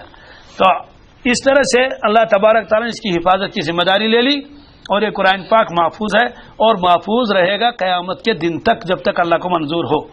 یہ ذرا لمبا مضمون، اس کو میں چھوڑ دیتا ہوں. اب سوال ہے کہ جب اللہ تبارک تعالیٰ خود ہی حفاظت فرمائیں گے پھر تو مکتب چلانے کی ضرورت ہی کیا ہے، وہ خود کریں گے. اس کے لیے میں صرف ایک اصول بتا دوں گا، بس تفصیل آپ خود کر لیں گے. اللہ تعالیٰ نے وعدہ فرمایا کہ میں رزاق ہوں، کیا ہوں؟ پھر کھیتی کرنے کی ضرورت کیا ہے؟ اللہ تعالیٰ کا وعدہ سچا ہے نا. اللہ تعالیٰ نے فرمایا کہ کیا ان اللہ هو الرزاق ذو القوة المتین، بے شک اللہ تعالیٰ رزاق بہت زیادہ رزق دینے والا ہے، چاہے سمندری جانور ہوں، چاہے جنگلی جانور ہوں، چاہے پرندے ہوں، چاہے پتھر کے اندر اور گھار کے اندر اور چٹانوں کے اندر کوئی مخلوق ہو، سب کو میں رزق پہنچاتا ہوں۔ ہم کو پہنچائے گا نہیں پہنچائے گا؟ ہم تو اشرف المخلوقات ہیں۔ تو بتائیں آپ کا ارادہ ہے آج کھیت میں جانے کا، دکان پر جانے کا؟ کیوں؟ تو وعدہ تو ہے۔ اس کا مطلب ہے اللہ تعالیٰ فرمائیں گے کچھ کام تم کر لو، کچھ کام میں کر لوں گا۔ ہل چلانا تمہارا کام ہے، پانی بھرنا اس میں تمہارا کام ہے، کھاد ڈالنا تمہارا کام ہے، بیج ڈالنا تمہارا کام ہے۔ اے اللہ آپ کیا کریں گے پھر؟ کہتے ہیں کہ غلہ اگانا میرا کام ہے، اور اس میں رس لگانا میرا کام ہے، میوے بنانا میرا کام ہے، آدھا کام تم کر لو، آدھا کام میں کر لوں گا۔ اگر ہم اللہ تعالیٰ سے کہیں گے یا اللہ وہ پہلا کام بھی آپ ہی کر لیں، جب آپ قادر مطلق ہے، اب تاکہ ہم کو نجات مل جائے ہل چلانے سے، اور نجات مل جائے کھاد ڈالنے سے اور کھیتی کرنے سے، اللہ تعالیٰ فرمائیں گے ٹھیک ہے پھر تو مر جائیں گے لوگ بھوکے، زمین سے غلہ نہیں اگے گا، زمین سے کانٹے اگیں گے، تو میں رزاق ضرور ہوں لیکن کام تم سے لے لوں گا، تمہیں استعمال کروں گا، جو جتنی محنت کرے گا اس کے اتنا غلہ نکلے گا اس کے باغ سے اور اس کے کھیت سے۔ تو ایسے اللہ تعالیٰ نے فرمایا کہ ایک کام تم کر لو، ایک کام میں کر لوں گا۔ یا اللہ ہم کیا کریں گے؟ کٹی پائی تم بنا لو، نورانی قاعدہ تم لاؤ، قلم اور کاغذ کا انتظام تم کر لو، اور سیاہی کا انتظام تم کر لو، بلیک بورڈ تم لاؤ، چھوٹے چھوٹے بچوں کو تم بھیجو، اور مدرسے کی سنگ بنیاد تم رکھ لو، عمارت تم بنا لو، تم پڑھنا پڑھانا شروع کر دو۔ یا اللہ آپ کیا کریں گے؟ کہتے ہیں حافظ بنانا میرا کام ہے، اور قوت حفظ کا عطا کرنا میرا کام، قوت فہم دینا میرا کام، علامہ بنانا میرا کام، حفاظ القرآن بنانا میرا کام ہے۔ یا اللہ آپ تو قادر مطلق ہے، وہ پہلا والا کام بھی آپ خود کر لیں کہ مدرسے کی سنگ بنیاد بھی خود پڑ جائے، اور ٹپائیاں بھی خود بن جائے، اور رحلیں بھی خود بن جائیں، اور نورانی قاعدہ بھی ہوا میں اڑ کر خود آ جائے۔ اللہ تعالیٰ پر بیٹھو، پھر جیسے اس زمین میں کانٹے پیدا ہو گئے اور خاردار گھاس پیدا ہو گئی، ایسے ہی عوام میں اور امت میں کیا ہو جائیں گے؟ خاردار لوگ، اور کیا کیا پیدا ہو جائیں گے؟ علماء، صلحاء، حفاظ، قراء، محدثین، مفسرین، یہ کچھ بھی پیدا نہیں ہوگا۔ معلوم یہ ہوا کہ جس طرح سے اللہ تعالیٰ رزق کے پیدا کرنے میں، عالم اسباب میں لوگوں کو کام میں لگاتا ہے، اسی طرح سے دین کو زندہ رکھنے میں، قرآن عظیم و شان کی حفاظت میں اللہ تبارک تعالیٰ اس امت کو کام میں لگا رہے ہیں۔ تو یہ ہے، عقل حیران ہو جاتی ہے۔ چھوٹے چھوٹے بچے قرآن پاک سناتے ہیں۔ کل ہمارے پاس ایک اپنے مدرسے کا ایک طالب علم ہے، تو وہ اس کی ذرا عمر کم ہے، ہمیں شک شبہ ہے کہ ابھی وہ بالغ نہیں ہوا ہے، وہ تو کہہ رہا ہے میں 15 کے قریب ہوں۔ تو میں نے اس کو بتا دیا کہ بیٹے آپ سامع رہو، سنو، لیکن آپ قرآن پاک مت سناؤ، اس لیے کہ بلوغ شرط ہے۔ تو اس بچے کی آنکھوں سے آنسو آ گئے، اتنا وہ بالکل عجیب و غریب سناٹے میں، مجھے کیوں نہیں اجازت دی جا رہی ہے کس کی؟ قرآن شریف سنانے کی، اور جید حافظ ہے کیا، اتنا پختہ اس کو قرآن پاک ہے، عقل حیران ہو جاتی۔ جید حافظ، وہ اس پر دم زدہ ہے کہ مجھے تراویح میں سنانے کی اجازت کیوں نہیں مل رہی ہے۔ میں نے اس کو بہت سمجھا دیا، میں نے کہا بیٹے تم ایسا کر لو، تم نفل پڑھ لو، تم نابالغ ہو، تمہارے پیچھے ہم اور لگا دیں گے نابالغوں کو، تم تراویح کے بعد جو ہے وہ اپنے 2 رکعتوں 4 رکعتوں میں اپنا پارا پورا کر لو۔ مقصد تو ہے پارا یاد ہونا، پارا سنانا، وہ تو ہو جائے گا، لیکن اس کا دل ماننے کے لیے تیار نہیں۔ اب پھر ہم نے کہا کہ بھائی ان کے گھر والوں کو فون کر لیں گے، ان کا ڈیٹ آف برتھ وہاں سے معلوم کر لیں گے، اگر شرعی اعتبار سے 15 سال کا ہو چکا ہے تو یہ پھر جو ہے وہ، اگر بلوغ کی کوئی علامت نہیں ہے تو عمر پھر معیار ہے عمر، تو اگر یہ 15 سال ہو گیا شرعی اعتبار سے اور انگریزی اعتبار سے 14 مہینے اور 14 سال اور چند مہینے بن جاتے ہیں تو یہ سنائے گا۔ عقل حیران ہو جاتی ہے کہ اتنی بڑی کتاب کہہ رہا میں سنا لوں گا، اب آپ کو سنانے کا موقع نہیں دیا، اس پر غمزدہ ہو جاتا ہے۔ تو یہ ہے وہ کہ اللہ تعالیٰ فرماتے ہیں ہم نے اس قرآن پاک کو نازل کیا اور ہم اس قرآن پاک کی حفاظت خود فرمائیں گے۔ اجمل اللہ مبدل لکلماتہ، اس اللہ تعالیٰ کے کلام کے اندر کوئی آدمی اس کو تبدیل نہیں کر سکتا۔ وہو السمیع العلیم، وہ رب العالمین سنتا بھی ہے اور جانتا بھی ہے۔ آج چونکہ سبق اتنا ہی ہوگا کہ رمضان کا مہینہ ہے، اسے رمضان کے بارے میں بھی کچھ چند باتیں عرض کرنے کا ارادہ ہے۔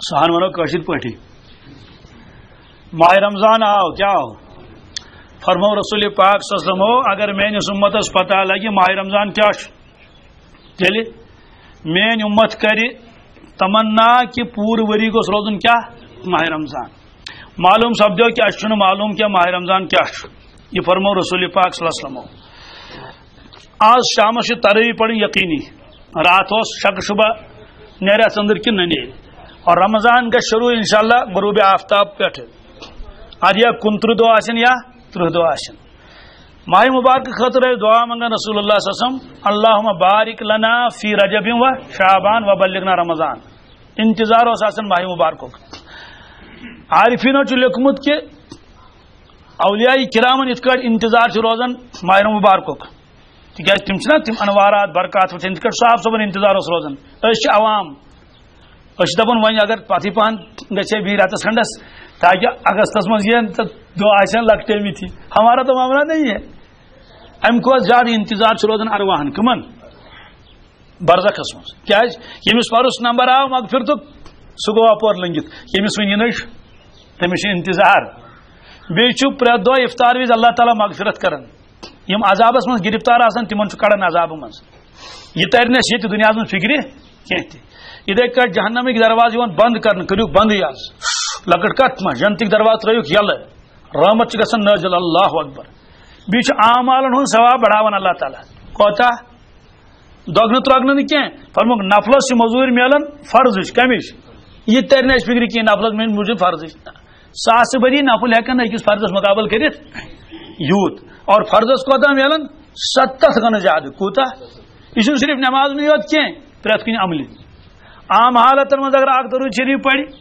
حدیث پاکس من 10 رحمت گھنس نازل 10 گناہ گھنس معاف 10 درجہ گھنس بلند 10 نیکی نامہ اعمالس اگر آج شام پہ درود شریف پڑھو کس صلی اللہ علیہ وسلم یت 7 نیکی نس لکھنا امہ سات نامہ اعمالس 7 گناہ گھنس معاف 7 رحمت گھنس نازل 7 درجہ گھنس اس لیے فرمو یہ پروردگارن تھون میانس امتس سیزنک ریت مکہ شریف میں مدینہ پاکس مز کیا سیزن حج کس موقع پہ یعنی پبلک گتل 24 گھنٹن دکان روزان یل کتن گھنٹن تیل کت کٹ بہن تم 24 گھنٹن دکانس من تم کران تم تھوان تمہ سات ملازم واریاہ ہنگامی ملازم دکان 24 گھنٹن یل روزان اور 8 گھنٹہ پتہ تمن ڈیوٹی بدلان عجیب معاملہ اکس گاڑی 3 ڈرائیور کچھ بلکہ 4 خبر کنس ما کر کل دود ول دود بمار ما گھس تم کیا کرن 8 گھنٹن اخ چلاون گاڑی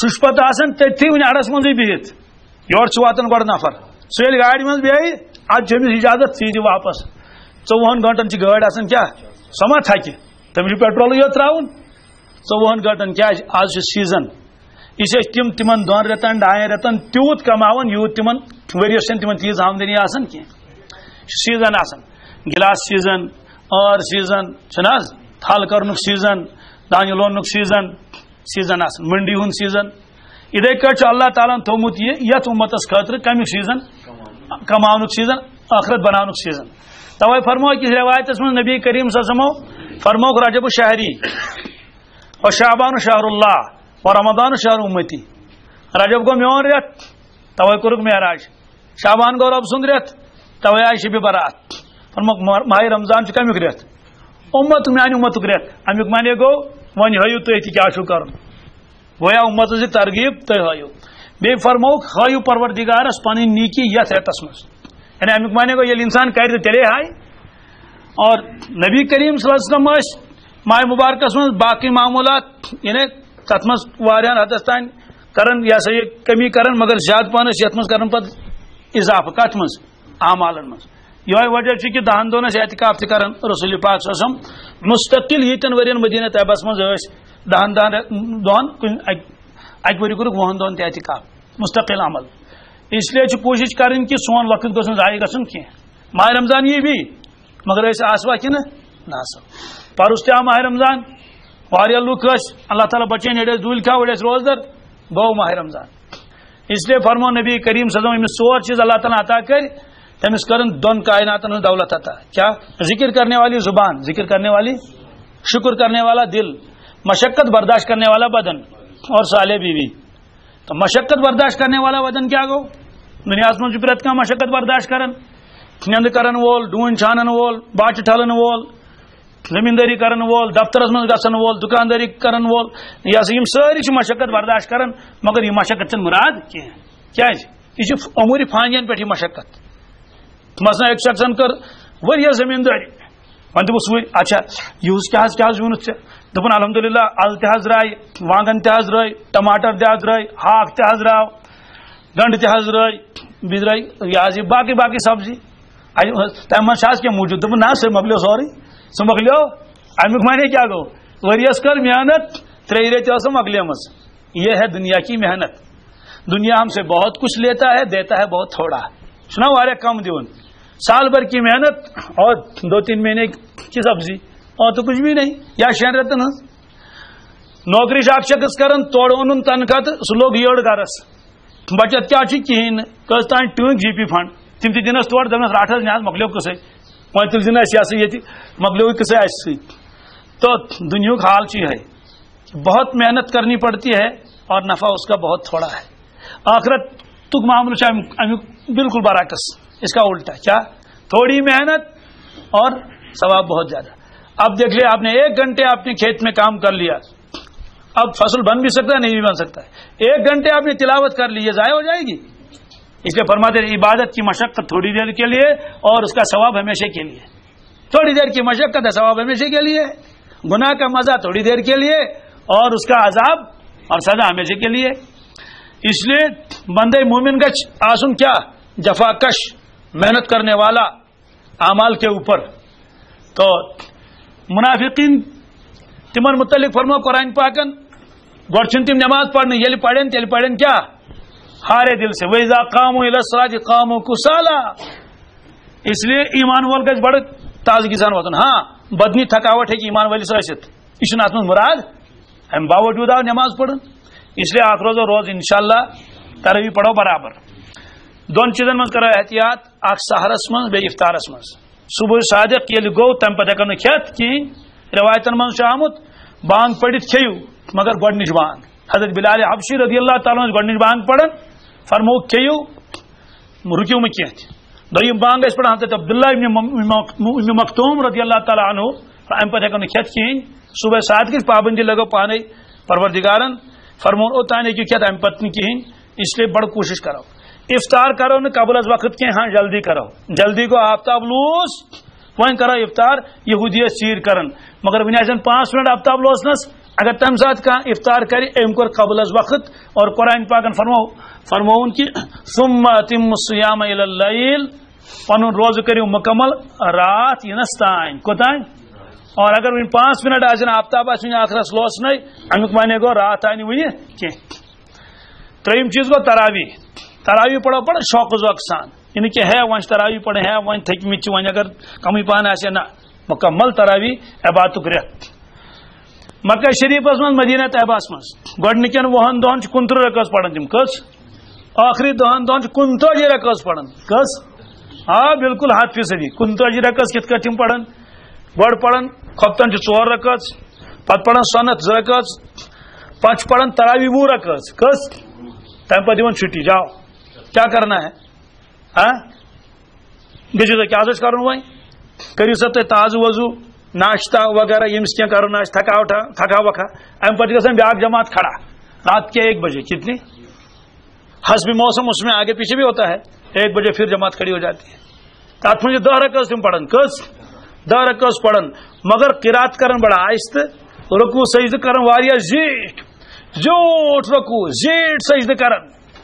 اور پتہٕ مکلایکھ یِم 10 رکٲژ پٔرِتھ پتہٕ پڑھان وِترٕچ 3 کٔژ دۄیو سلامس سۭتۍ مگر پڑھان 3 برابر امہِ پتہٕ ییٚلہِ سلام مکلٲوُکھ پھِرِتھ اچھا وِترس منٛز چھِ تِمن دعا تہِ کران زیوٗٹھ تتھ سۭتۍ چھِ تِم واریاہ کال لاگان برابر چھُ وقت آسان سہرُک ووتمُت کمیُک وِتر مکلٲوُکھ پٔرِتھ جاو ساری کھالو گوٚو پٔزۍ پٲٹھۍ کیاہ تراویح پڑھٕنۍ تہٕ احیاء اللیل گوٚو رات رٲژ زندٕ تھاونہِ چلو تیوٗت نہٕ ہیٚکو أسۍ کٔرِتھ کِہینۍ تہِ مگر کم از کم تراویح تہِ پڑھو برابر نفلن ہٕنٛز کرو پابندی اور سہرس وتھو تھوڑا سا سُلے پہنتھ تہٕ 8-10 رکٲژ تہجد تہِ نِمو پٔرِتھ بیٚیہِ کرو بیٛاکھ چیٖز اکھ قرآن پاک ختم کرنٕچ کوٗشش کوتاہ اکھ قرآن پاک کرو ختم ماہ مبارکس منٛز تہٕ اکھ قرآن پاک مکلاوو 7 قرآن پاکن ہُنٛد میلہِ ثواب ات مز کرو کوتاہی کی گرس مز ماجہ بین تمن تہ ون تم تہ پڑھن تراوی تمن تہ تراوی پڑھن تمن چھن تراوی معاف کی امیک مزاج بناو گرن مز انشاءاللہ المستعان بے کرو ہمت کہ کان دو گوس نہ پھٹن کی یہ کرو نیت کہ مشقت پی تلن پتہ کت یمو دوبارہ دنیاس پرسک ماہ رمضان دراو مشقت کت کنے بلکہ دہس انسان روزدار آسان افطار کرنے تڑ آسان تو تریش تہ مکلیمز تو بش تہ مکلیمز حضرت نبی اکرم صلی اللہ علیہ وسلم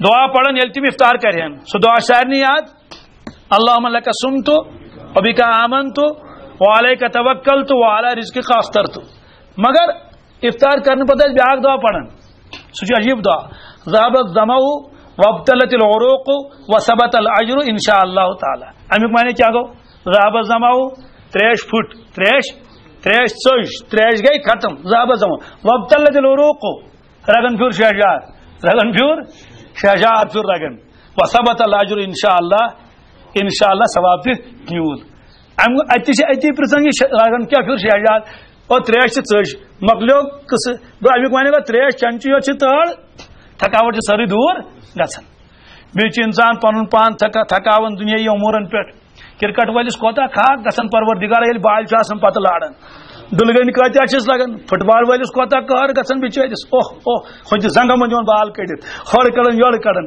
تھکان کوتا چھ ہاے ہاے رفتار چھُنہٕ روزان کہین دوستو حاصل کیا چھس شامس بغیر ہورن تہ کہین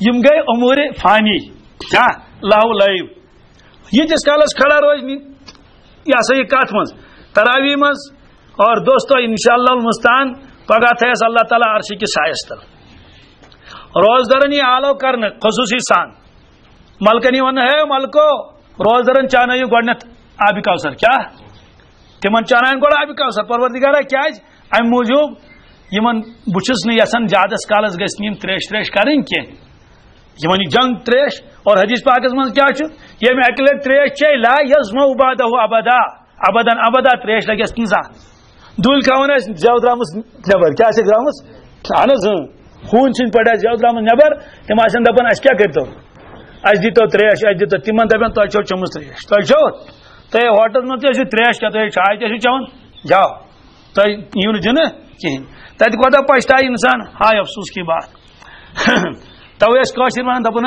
روزدرس چھ منڈ کیا روزدرس امیک معنی گو اہد خاطر تیار تھومت اللہ تعالیٰ حدیث پاکس من جنتی یل جنتس اچان گۄڈٕ دِنس ژوٚٹ بنٲیِتھ کیا مگر آٹِچ ژوٚٹ نہٕ کینٛہہ سۄ کمِچ ژوٚٹ آسہِ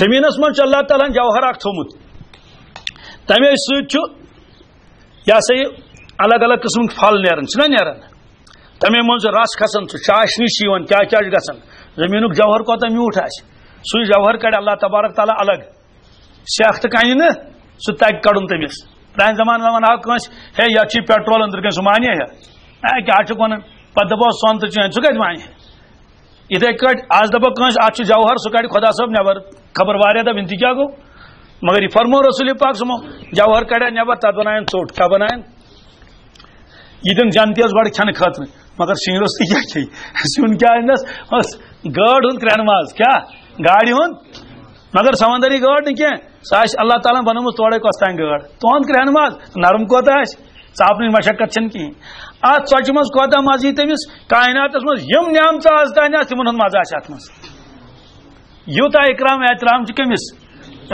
روزدارس تہٕ بیٚیہِ ییٚمِس جنتیس اس لیے کوشش کرو انشاءاللہ المستعان کہ ماہ رمضانس روزو کیا روزدر لگن تریش پتہ کیا گو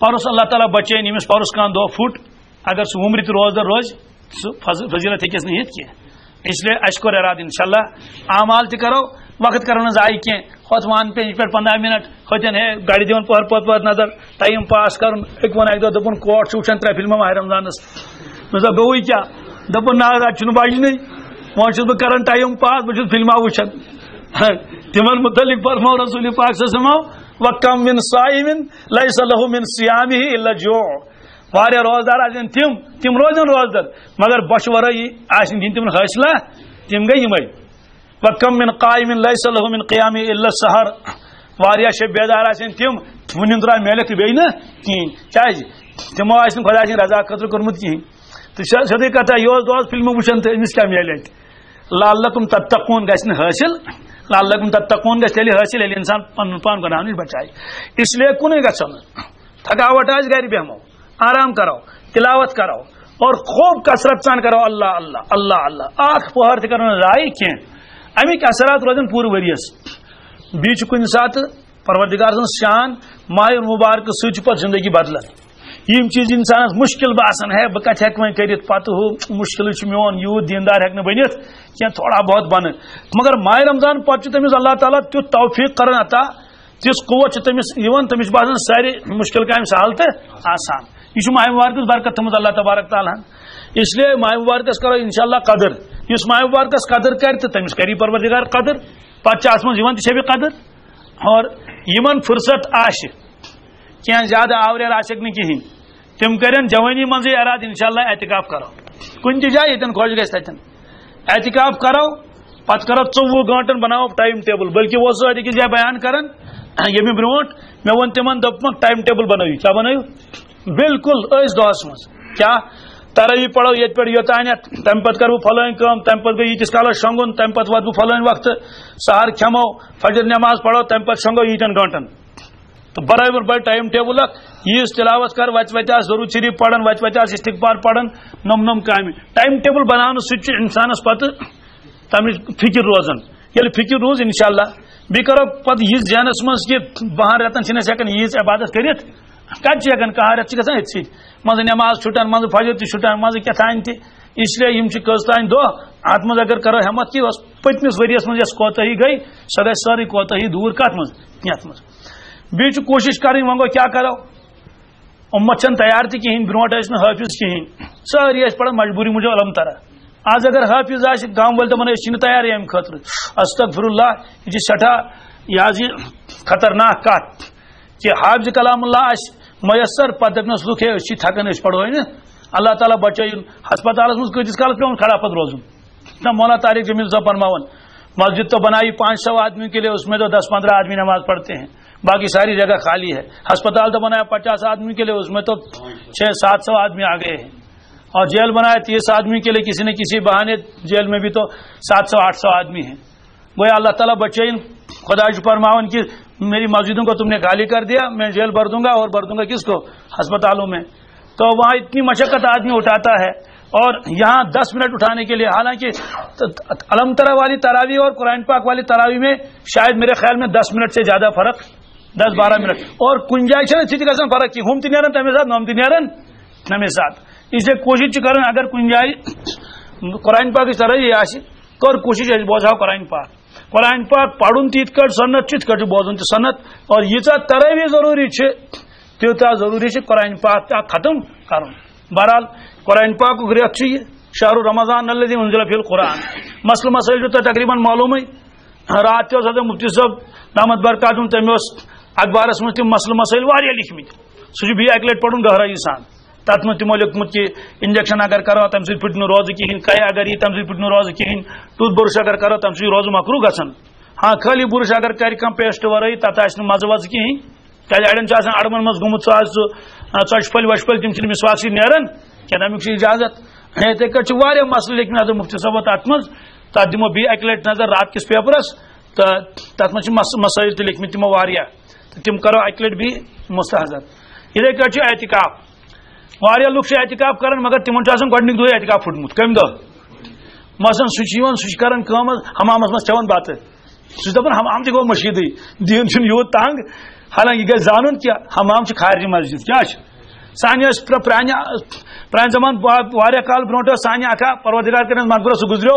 سُہ اوس آسان اعتکافس تہِ دۄہس اوس گژھان تیٖر رچھنہِ کیازِ تٔمِس اوس نہٕ یہِ تہِ پتہ کینٛہہ کہ مےٚ چھا تیٖر رچھُن کِنہٕ نہٕ دوستو وٕنکیٚس چھُ اللہ تعالیٰ ہن علمُک گاش دیُتمُت جایہِ جایہِ چھُ علماء کرام کِتاب تہِ مطالعہ تہِ چھِ کران تتھ منٛز وٕچھ اعتکافٕکۍ مسٲیل کیٛاہ کیٛاہ چھِ کٕمو چیٖزو یہِ اعتکاف فٲصد گژھان اس لیے ماہ مبارک چھُ انشاءاللہ آز مغرب پٮ۪ٹھٕے آسہِ شروع تو تراوی شوق ذوق سان ہاں مشقت کٲم اگر آسہِ کرو نہٕ کینٛہہ سۄ مشقت کٲم حدیث پاکس منٛز تہِ چھُ پننٮ۪ن ماتحتن پٮ۪ٹھ نظر ترٲیزیو نہٕ زیادٕ بہار کینٛہہ تہِ اور دویمٮ۪ن لفظن منٛز چھُ یہِ تہِ پانہٕ تہِ کٔرزیو نہٕ زیادٕ مشقت کِہیٖنۍ سٲنۍ مشایخ ٲسۍ پرٛٲنۍ تم کہن ریتن کام پتہ دپان بھائی یہ ریت گو کم خاطر عبادت خاطر یہ کڑ سیزن آسان ایکسکرشن سیزن تمہ دہ پڑھائی ہند دہ تران تھی گھن ایکسکرشن کھانا رکاوٹے کر بھائی سیزن تو ہے اس لیے عربی مدارسن من توے چھٹی گھن ماہ رمضانس کوئی پڑھنا پڑھانا نہیں خطوط وطوط تن لکھن کہیں کیا بھائی یہ تو کیا کون سا مہینہ یہ عبادت کا مہینہ ہے نبی کریم صاحب کاشر پہ یت ونو حل گنڈن برابر ہول گنڈن یہ روایتن من آمت وہ آئے قضا اہلہ اعلی عالس تیس کرن کیا بیدار نسا آج کریو کینسا خاص طور سے آخری دہن مز اگر پور راتس آخری دہن انسان ہیکہ ہوشیار روزت کہیں مگر گنٹ ڈوڑ گنٹ گھس کینت کی گزارن تک مز اس لیے انشاءاللہ ساروی کو ارادہ پور پابندی کرو اعمال ہز پابندی کرو وقت کرو بالکل ضائع کہین یہ زانت کہ یہ زند چم پتہ کہ آئندہ آسوا کہ نہ آسو کس پتہ ماہ مبارکس من شب قدر تمچ تلاش تہ کرو یہ ترغیب دمو پن گرس مز باقی حضرات تمن دمو ترغیب تو بیٚیہِ کھوژِ انسان تر بد دعاس گژھِ نہٕ مبتلا گژھُن کینٛہہ تتھ منٛز سُہ چھِ روایت تۄہہِ معلوٗمٕے حضرت شیخ زکریا علیہ رحمہ اللہ تعالیٰ کٔرِن تِہنٛدۍ درجات بُلند تمو کۭژاہ آسٲنی کٔر فضائل رمضان لیٚچھِکھ تِم سارے روایت أنِکھ جمع کٔرِتھ آز چھُ اکھ عام انسان تہِ ہٮ۪کان آرام سان تِم روایتہٕ پٔرِتھ تہِ تہٕ بیٚیہِ چھِ تعلیٖم تہِ کران قۄدرتی جماعتس منٛز سۄ روایت چھُ تۄہہِ معلوٗمٕے یتھ پٮ۪ٹھ تِمو ترٛےٚ بد دعا کرے گۄڈنِکِس پٲیِس پٮ۪ٹھ تھوٚوُکھ پایہِ مُبارک تہٕ آمیٖن کوٚرُکھ دوٚیمِس پٮ۪ٹھ تہِ آمیٖن ترٛیٚیمِس پٮ۪ٹھ تہِ پتہ کور صاحب صاحبو عرض کھس بہ پتہ حضرت تہ کیا کرو آمین فرموس آمین کرم ام موجوب کہ جبریل امین علیہ الصلوۃ والسلام دعا منگن اکس روایت میں تموی فرموس تہ کریو آمین نت کرن حضرت بظاہر آمین کیا بد دعا کس کرے آمین پتہ فرموک یہ کہ برباد تباہ گژھن انسان ماہ مبارک آو تم کرن تت قدر یل ماہ مبارک بد دعا لگی اللہ تعالیٰ بچائن باسان قرآن پاک بد دعا تو ماہ مبارک بد دعا نوز باللہ من ذلک لوگمت امتس کیا واریاہن جائن وچمت پانہ تت کھلم کھلا خاص من بتہ نوان حس دہلی بتہ ڈاکر نوان اصل پہ سیود پہ گرین چھ نند کران کیا کرو اڑے نا ہے دان چھنا لونن نوز باللہ من ذلک گویا کہ خدا سن حکم چھ کیا کھلم کھلا پھٹراون یل عام گناہ گژھِ عام نافرمانی سزا پتہ عام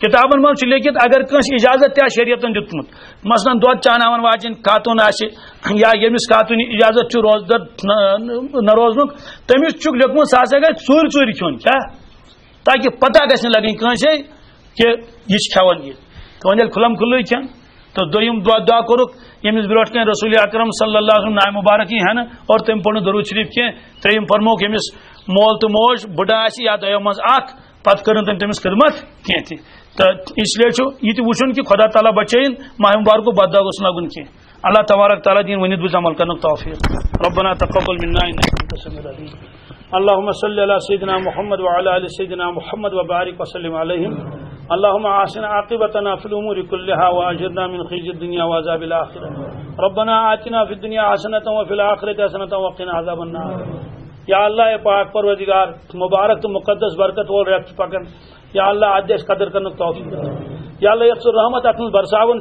یت برکت عطا کرن اس گناہگارن نابکارن کم ہمتن کر جاتا یا اللہ تی واسطہ چانہ قدرت پن سو بھرپور رحمت کر جاتا سانس عیالس کر جاتا سان یارن دوستن کر جاتا یت مجمس کر جاتا نم سان بزرگن تو نم سان برادرن کر جاتا سان مستوراتن کر جاتا یا اللہ سان معصومن کر جاتا سان بزرگن کر جاتا پور امتس کراتا یا اللہ ماہ مبارک وصول کرنے توفیق یا اللہ روزن توفیق کراتا تلاوت توفیق کراتا ذکر اذکار توفیق کراتا یا اللہ پاک پروردگار پن محبت کر چاہتا اخلاص کامل کر چاہتا رمضان برکت کر چاہتا اس بچاؤ پریشانیوں مصیبتوں نش کان دعا گوشت پھٹن کی کان تراوی گوشت پھٹن کی یا اللہ سن حالات کر درست ام کی برکت کر مشکلات سہلتا آسان بے روزگارن کر ام کے برکت حالات روزگار عطا پریشانی کر سے دور یا اللہ کاروبار والن کر کاروبار ترقی عطا بے جوڑن کر صالح جوڑ عطا بے اولادن کر اولاد صالح عطا